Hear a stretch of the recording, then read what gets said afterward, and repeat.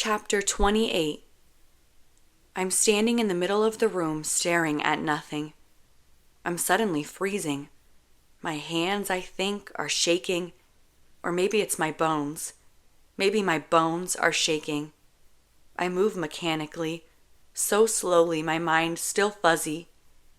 I'm vaguely aware that someone might be saying something to me, but I'm too focused on getting my coat because I'm so cold. It's so cold in here. I really need my jacket. And maybe my gloves. I can't stop shivering. I pull my coat on, shove my hands into my pockets. I feel like someone might be talking to me, but I can't hear anything through the weird haze muting my senses. I clench my fists, and my fingers fumble against a piece of plastic. The pager. I'd almost forgotten. I pull it out of my pocket. It's a tiny little thing, a thin black rectangle with a button set flush against the length of it. I press it without thinking. I press it over and over and over again because the action calms me, soothes me somehow. Click, click. I like the repetitive motion. Click, click, click. I don't know what else to do. Click. Hands land on my shoulders. I turn around. Castle is standing just behind me, his eyes heavy with concern. "You're not going to leave," he says to me. "We'll work things out. It'll be all right." No. My tongue is dust. My teeth have crumbled away. I have to go. I can't stop pressing the button on this pager. Click, click, click. "Come sit down," Castle is saying to me. "Adam is upset, but he'll be okay. I'm sure he didn't mean what he said." "I'm pretty sure he did," Ian says. Castle shoots him a sharp look. "You can't leave," says Winston. "I thought we were going to kick some ass together. You promised." "Yeah," Lily pipes up, trying to sound upbeat, but her eyes are wary, pulled together in fear or concern, and I realize she's terrified for me. Not of me. For me. It's the strangest sensation. Click, click, click, click, click. "If you go," she's saying, trying to smile, "we'll have to live like this forever, and I don't want to live with a bunch of smelly guys for the rest of my life." Click, click, click. "Don't go," James says. He looks so sad, so serious. "I'm sorry Adam was mean to you, but I don't want you to die," he says. "And I don't wish you were dead, I swear I don't." James, sweet James, his eyes break my heart. "I can't stay." My voice sounds strange to me, broken. He really meant what he said. "We'll be a sad, sorry lot if you leave." Brendan cuts me off. "And I have to agree with Lily, I don't want to live like this for much longer." "But how?" The front door flies open. "Juliet! Juliet!" I spin around. Warner is standing there, face flushed, chest rising and falling, staring at me like I might be a ghost. He strides across the room before I have a chance to say a word and cups my face in his hands, his eyes searching me. "Are you okay?" he's saying. "God, are you okay? What happened? Are you all right?" He's here. He's here, and all I want to do is fall apart, but I don't. I won't. "Thank you," I manage to say to him. "Thank you for coming." He wraps me up in his arms, not caring about the 8 sets of eyes watching us. He just holds me, one arm tight around my waist, the other held to the back of my head. My face is buried in his chest, and the warmth of him is so familiar to me now. oddly comforting. He runs his hand up and down my back, tilts his head toward mine. "What's wrong, love?" he whispers. "What happened? Please tell me." I blink. "Do you want me to take you back?" I don't answer. I don't know what I want or need to do anymore. Everyone is telling me to stay, but this isn't their home. This is Adam's home, and it's so clear he hates me now. But I also don't want to leave my friends. I don't want to leave Kinji. "Do you want me to leave?" Warner asks. "No," I say too quickly. "No." Warner leans back, just a little.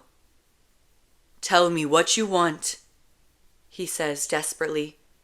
"Tell me what to do," he says, "and I'll do it."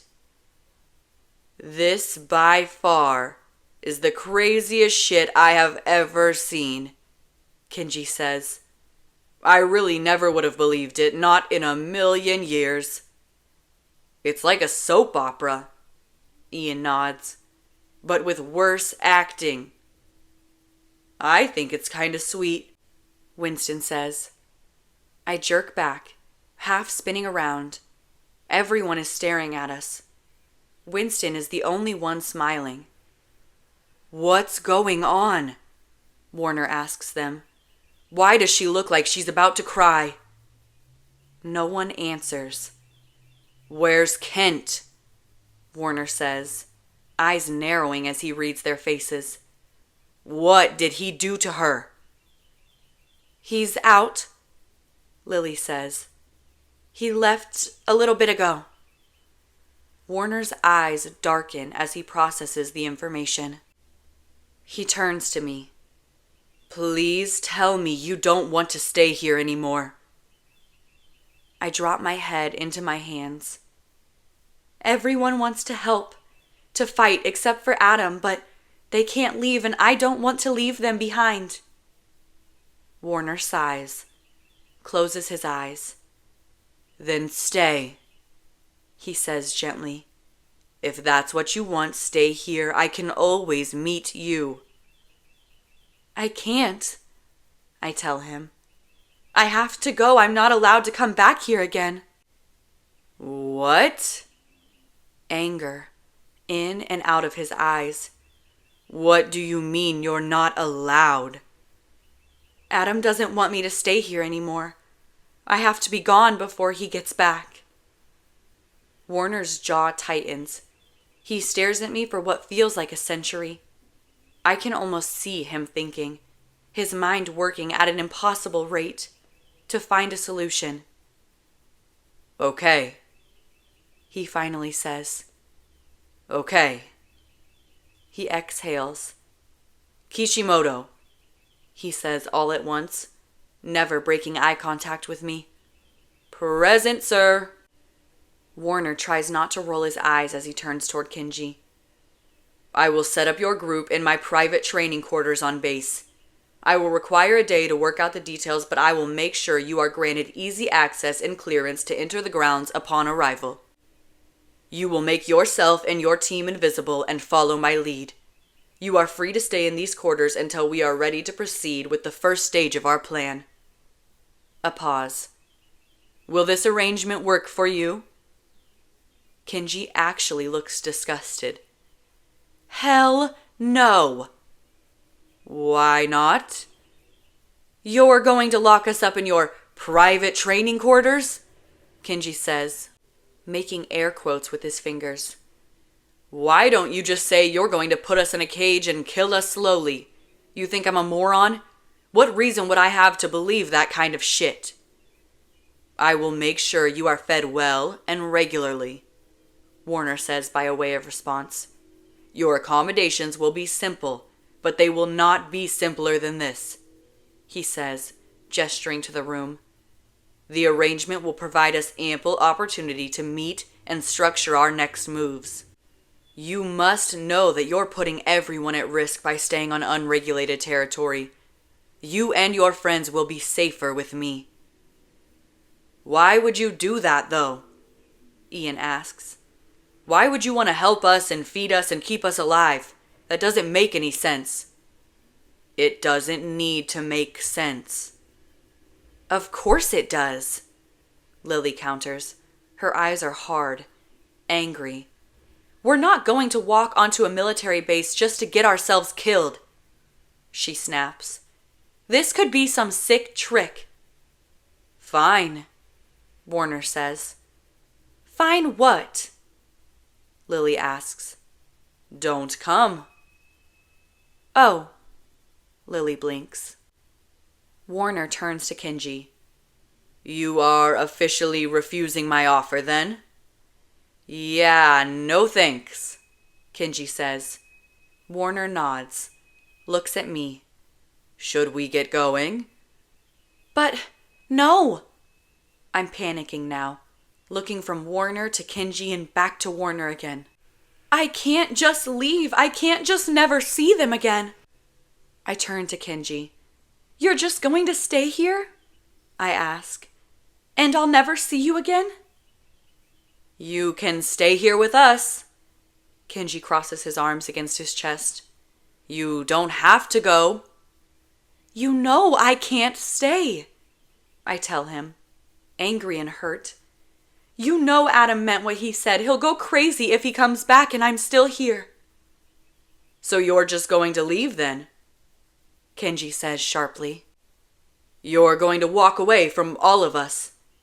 He gestures to everyone. Just because Adam decided to be a douchebag? You're trading all of us in for Warner? Kenji, I'm not. I have nowhere else to live. What am I supposed to... Stay. Adam will throw me out. No, he won't, Kenji says. We won't let him. I won't force myself on him. I won't beg him. Let me leave with a shred of dignity. Kenji throws his arms in the air in frustration. This is bullshit.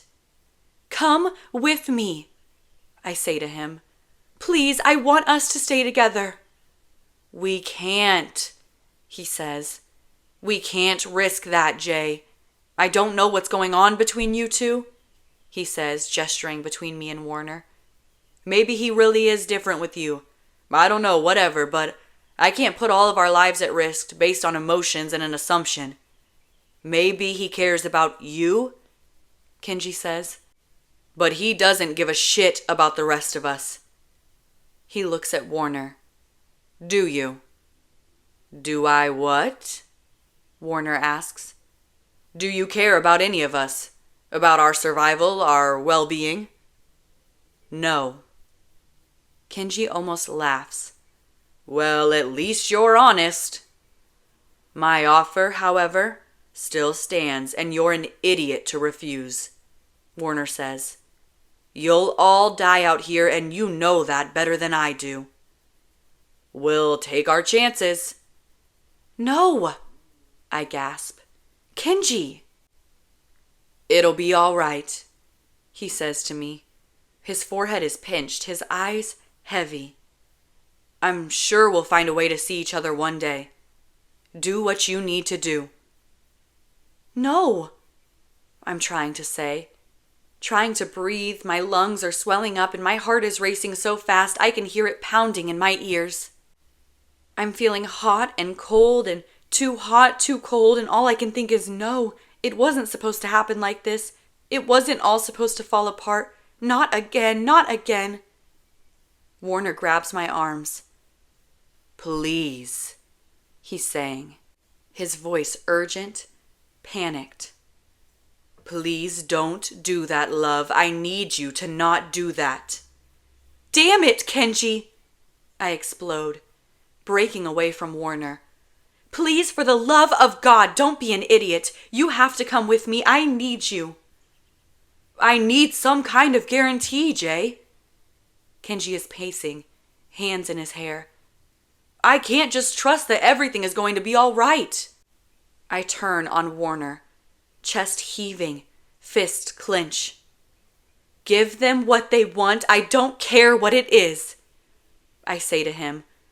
Please, you have to negotiate. You have to make this work. I need him. I need my friends. Warner looks at me for a long time. Please, I whisper. He looks away, looks back at me.